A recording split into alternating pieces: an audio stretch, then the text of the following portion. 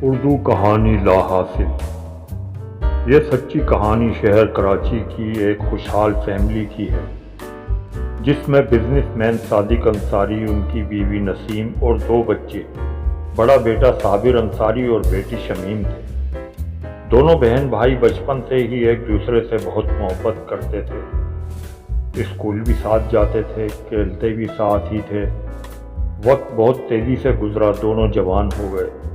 صابر university میں اور Shamim college میں پہنچ چکے تھے۔ صادق صاحب کی بیوی کا 6 ماہ پہلے برین ہیمریج کی وجہ سے انتقال ہو گیا تھا۔ صادق صاحب بیوی کے انتقال کے بعد بہت خاموش رہنے لگے تھے اور اپنی عمر سے کافی بڑے لگنے لگے تھے۔ بیوی کی جدائی کا بہت گہرا اثر لیا تھا شاید۔ بزنس پر بھی بہت کم توجہ دیتے تھے۔ اسی اثنا میں بیٹی کا اچھا رشتہ آیا تو دونوں باپ بیٹوں نے مشورہ کر کے شادی کر دی۔ اب گھر میں دونوں مرد رہ گئے تو صادق صاحب نے کہا، بیٹا صابر تم بھی شادی کر لو، بہو آئے گی تو گھر کے کھانے ملیں گے اور کام کاج بھی سنبھال لے گی، پھر بچوں سے گھر میں رونق بھی ہو جائے گی۔ پر صادق بولا، بابا آپ کی طبیعت ٹھیک نہیں رہتی، بزنس ڈاؤن ہوتا جا رہا ہے، میں تھوڑا ٹائم دیتا ہوں، دوبارہ اسٹیبل ہو جائے تو پھر شادی کر لوں گا۔ صادق صاحب بولے، ٹھیک ہے جیسے تمہاری مرضی بیٹا۔ صابر نے بھاگ دوڑ کر کے ایسے پلاٹ اور مکان پرچیز کیے جو مجبوری میں لوگ سستے بیچ رہے تھے، پھر رکھ کر مارکیٹ ویلیو سے سیل کر دیتا، جس سے اچھا خاصا پروفٹ ہونے لگا۔ قصہ مختصر، اب وہ انویسٹرز کے ساتھ ساتھ خود بھی مکان وغیرہ خرید لیتا تھا۔ اس نے مین روڈ پر ایک کمرشل بلڈنگ خرید لی اور ساری دکانیں اور اوپر کے 6 پورشن کرائے پر دے دیے، جس کا کرایہ تقریباً 3.5 لاکھ آتا تھا۔ کیونکہ صابر اپنے والد کے ساتھ بچپن سے رہتا تھا تو کافی تجربہ ہو گیا تھا۔ صابر نے والد سے کہا، ابا جان آپ اپنے ہاتھوں سے شمیم کو جو بھی اس کا شرعی حصہ بنتا ہے وہ دے دیں، اس کے کام آ جائے گا، بلکہ میرے حصے میں سے بھی کچھ دے دیں، بہنوں کو دینے سے اللہ اور برکت عطا فرماتا ہے۔ صادق صاحب نے اسے گلے لگایا اور کہا، بیٹا تم نے یہ تو بہت اچھی بات کی ہے۔ اور یوں شمیم کے حصے میں 3 کروڑ کی رقم بنی، جس میں صابر نے اضافی رقم بھی دی تھی تاکہ کوئی پراپرٹی لے کر کرائے پر چڑھا دے گی، آمدنی شروع ہو جائے گی تو حالات مزید بہتر ہو جائیں گے۔ اور ایک ایسا مکان صابر کو موقع سے مل گیا جس میں 3 شاپس اور ڈبل منزل بنا تھا اور قریب 1 لاکھ کرایہ آ رہا تھا۔ بہن بہنوئی سے مشورہ کر کے خرید کر ان کے نام کرایہ اور ماہانہ 1 لاکھ آنے لگے۔ ایک دن صابر نے والد سے ذکر کیا کہ جو شاپس میں نے رینٹ پر دی ہیں ان میں جو ہوٹل بنایا ہے، اب وہ کہہ رہے ہیں کہ یہ پوری بلڈنگ ہمیں سیل کر دو، میں نے تو منع کر دیا ہے، آپ کا کیا مشورہ ہے؟ صادق صاحب بولے، بیٹا تمہارا فیصلہ ٹھیک ہے، ایک اچھی خاصی آمدنی کا ذریعہ ہے، اس کو سیل نہ کرنا ہی بہتر فیصلہ ہے۔ ایک بار صابر والد کو بتا کر نکلا کہ کرایہ لینے جا رہا ہوں، واپس آ کر پھر شمیم کے گھر چلیں گے۔ رات کافی دیر ہو گئی پر صابر نہ آیا، موبائل بھی نہیں لگ رہا تھا۔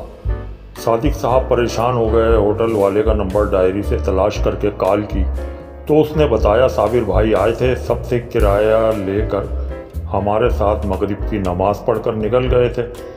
صادق صاحب کے دل میں خیال آیا کسی ڈکیتی کی واردات کا شکار نہ ہو گیا ہو، یا اغوا نہ کر لیا ہو، یا ہوٹل والے کی بات نہ مانی ہو تو اس نے کوئی شیطانی کام نہ کر دیا ہو۔ ویسے بھی وہ پٹھان لوگ ہیں۔ وہ تھانے میں رپورٹ کروانے چلے گئے، ساری تفصیل بتائی تو وہ بولے، ہم آس پاس کے CCTV کیمرے چیک کرواتے ہیں، جیسے ہی کوئی پتہ چلتا ہے تو آپ کو اطلاع کرتے ہیں۔ دوسرے دن پولیس اسٹیشن سے کال آئی کہ آپ تھانے آئیں۔ صادق صاحب فوراً پہنچے تو بیٹے کی لاش سامنے تھی، جسے ظالموں نے سر پر گولی مار کر ہلاک کیا تھا۔ گاڑی میں ہی لاش چھوڑ گئے تھے۔ وہاں کیمرے نہ ہونے کی وجہ سے کوئی سراغ نہ ملا۔ پولیس نے ہوٹل والے سے بھی سختی سے پوچھ گچھ کی کہ تم نے ہوٹل خریدنے کی بات کی تھی، نہ بیچنے پر تم بھی مار سکتے ہو کہ قبضہ کر لیں گے۔ وہ بولا، میرے سسر نے کہا تھا کہ مالک سے پوچھ لو، اگر بیچنا ہے تو میں خرید کر تمہیں دے دوں گا، تم اپنا کرایہ نہ دینا، باقیوں کا کرایہ مجھے دے دینا۔ انہوں نے منع کیا تو بات ختم ہو گئی تھی۔ بس صابر صاحب اس صدمے کو اللہ کی رضا کی خاطر برداشت کر گئے۔ اب وہ تنہا تھے۔ بیٹی شمیم اب والد کا بہت خیال رکھنے لگی تھی۔ 3 سال بعد تھانے سے کال آئی کہ آپ کے بیٹے کے قاتل پکڑے گئے ہیں، آ جائیں۔